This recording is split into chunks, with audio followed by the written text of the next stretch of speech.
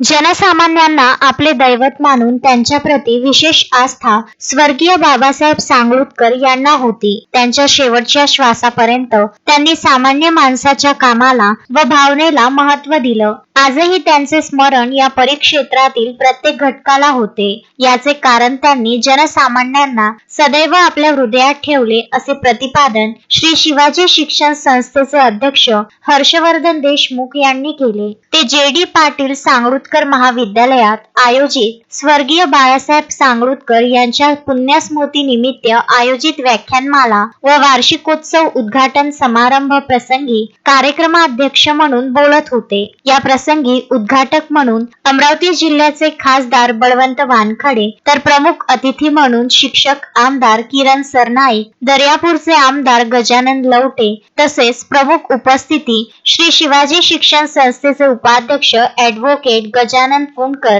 केशव मेतकर, कोषाध्यक्ष दिलीप इंगोले, हेमंत काळमे, केशव गावंडे, प्राचार्य डॉक्टर अतुल बोडखे, मिलिंद भिल पवार व्यासपीठावर उपस्थित होते.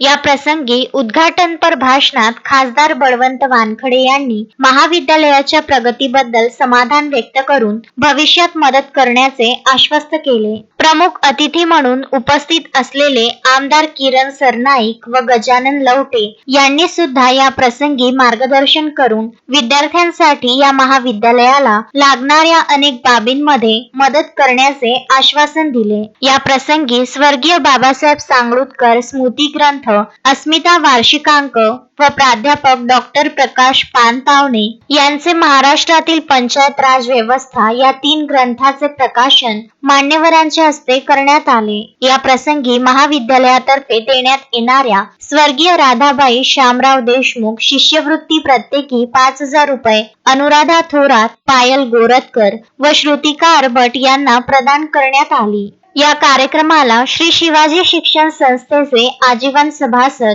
गावातील प्रतिष्ठित नागरिक, पत्रकार, माजी प्राचार्य, माजी प्राध्यापक व कर्मचारी, माजी विद्यार्थी तथा महाविद्यालयातील प्राध्यापक, शिक्षकेतर कर्मचारी व विद्यार्थी, महिला महाविद्यालयाचे प्राचार्य डॉक्टर अविनाश चौखंडे व तेथील प्राध्यापक व कर्मचारी उपस्थित होते. गजानन देशमुख, विदर्भ न्यूज, दर्यापूर.